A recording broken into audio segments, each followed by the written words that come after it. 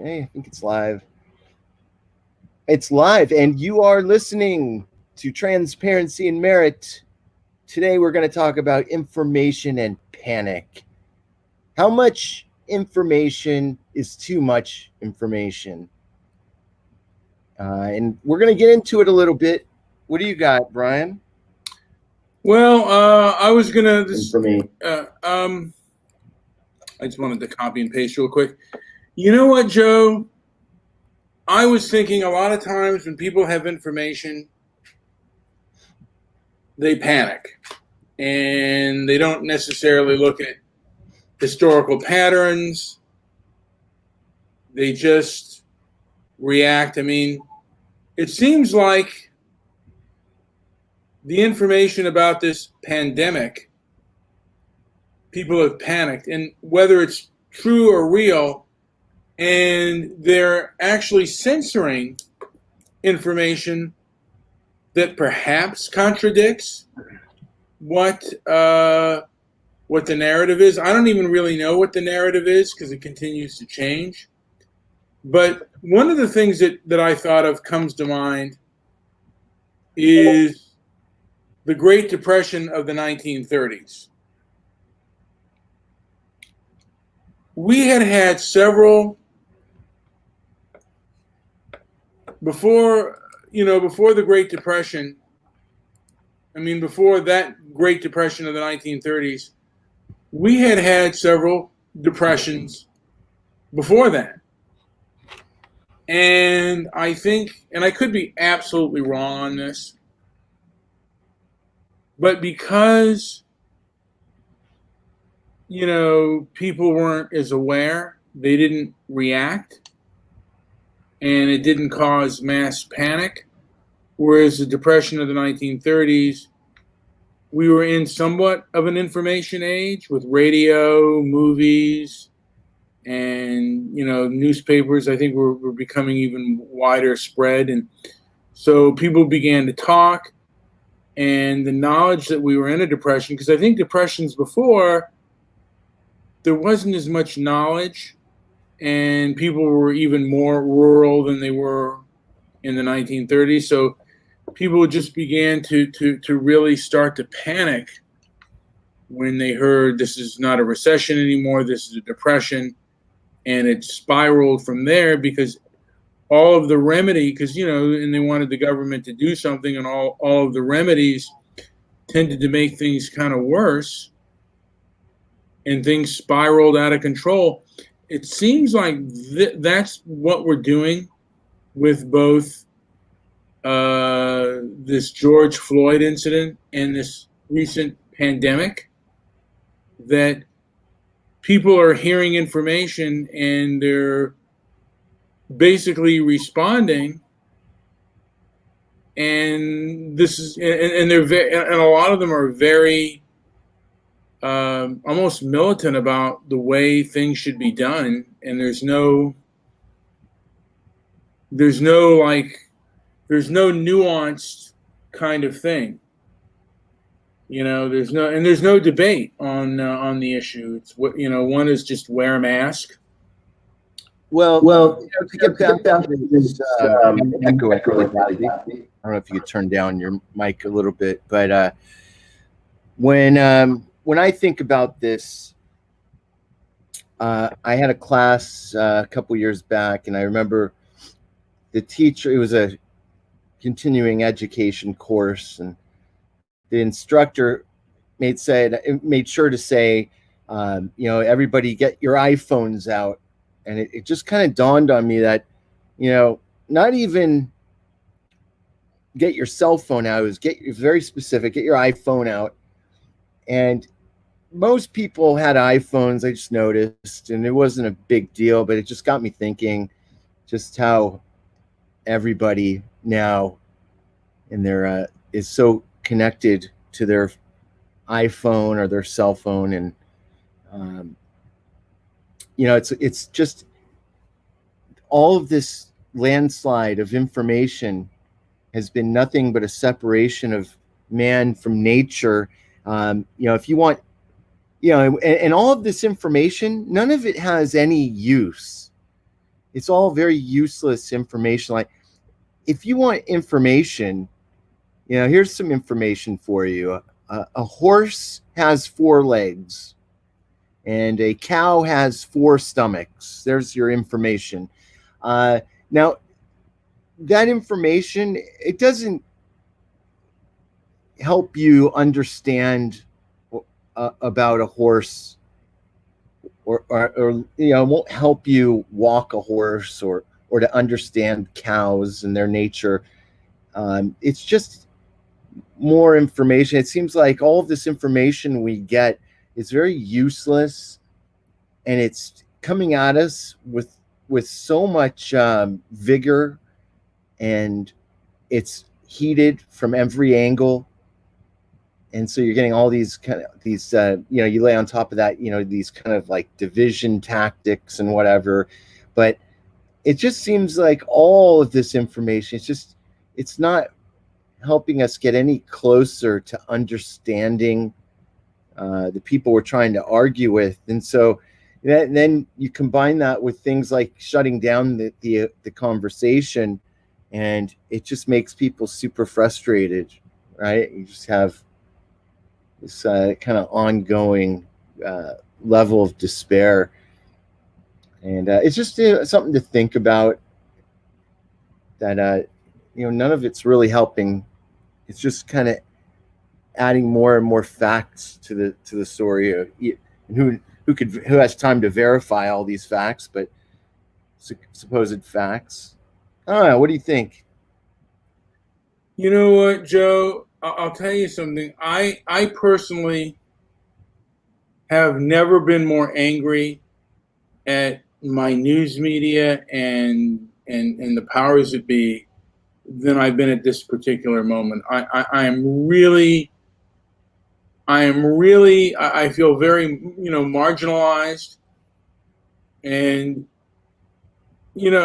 I try for stoicism, but this is so wrong. And I feel like that people are purposely gaslighting the public, and it's so sleazy and so underhanded that the people who are producing the information, and they're also not only producing the information, they are also, it seems like they're in the steps of also censoring the information, so only their side gets heard.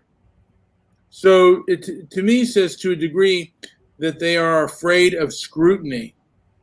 And it has really, I've always been angry about the mainstream media on their narratives, on the way they do it, but they've been caught, in my opinion, so many times doing things that are just so underhanded, and that the powers that be, the establishment that is, does not, or is siding with people that I consider to be absolute gaslighters. And it really, I wish that more people understood this. I mean, I just saw a thing where Antifa, they were getting press badges and claiming to be part of the press. And then when they get arrested, they're claiming that they're part of the press. It is so, what they're doing is so underhanded and so just dishonorable. It makes my stomach turn. And that people are brainwashed by these individuals, it makes my stomach turn even more. Mm-hmm. Yeah. And when people try to lay all these so-called facts on me, it's such a turnoff, because, it's not really getting us anywhere. It's just bringing more, I'm just hearing more division and more just useless banter going on, and no real meaningful discussion happens. Yeah, I mean, the thing is, a lot of these people want to put out information. And Joe, I just want to say that I hear static from your mic, just slight static. I don't know what you want to do with that.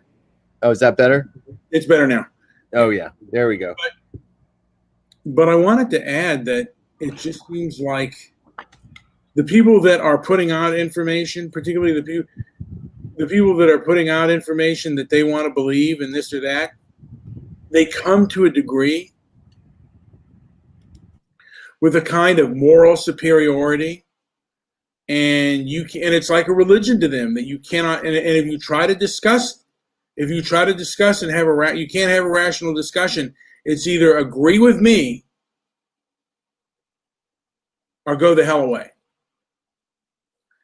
And some of these people, like they're longtime friends, and they bought into this narrative, and you can't, that's the one thing, you can't question their narrative. And it's like I said, people treat this stuff like it's a faith and a religion, and it's absurd. And I also thought of it this way, because there's subjects that we can't talk about, like South Africa and the like, or we can't talk about black on white mob violence. It's one of the things that, hey, just can't talk about it, whether it's true or whether it's a lie, can't talk about it. And I remember there were people out there that didn't like when discussion about Vietnam and My Lai was happening. There were people like, hey, that's bad for the troops. Don't talk about that. Well, these guys who said, no, we need freedom of the press, we need to know what our government, and we need to know what's going on in the world. These same people that are in favor of that go around and do the same, and now they're the ones who are saying, no, we can't talk about that issue. That makes this subject look bad, and people might, it might sway things. So all of the things that they were against, that they were in favor of, like an open press, now they're against it. And it's like, I almost want to call it the Viva Zapata syndrome, where now that I'm in power, I'm the one censoring. It's like I'm the one, like when the land, like in the movie Viva Zapata, he was complaining about the landowners, and then when he rose to power and the government was owning the land, and he was part of the ruling class, he then became the person circling the names. Same thing's happening, just a different boss, and they seem to be even worse. No, if you could give me the abridged version. I just had a phone call. Well, no, what I was saying was, I'm reminded by, during Vietnam, they had My Lai. And they didn't want, a lot of conservatives didn't want that news to get out there. They didn't want, like, people reporting on some of the atrocities that our American servicemen were doing over in Vietnam, because it would hurt the morale and the like. Well, go forward today, there are things you can't say.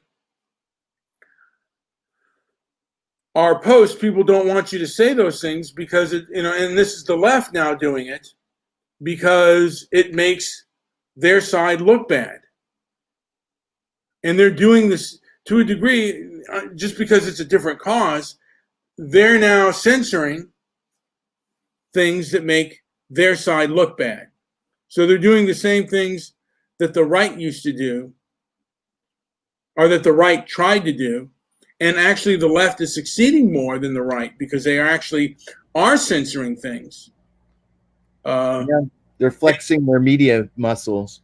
Yeah, and they have the power to cancel you too.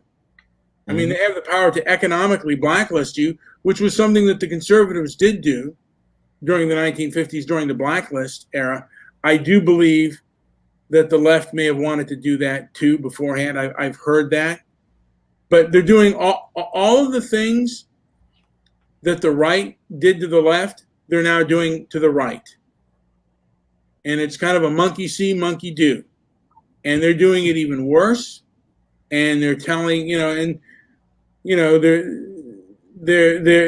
basically, they're allowed to put out their propaganda, but the right sure as hell isn't allowed to put out theirs. Mm-hmm.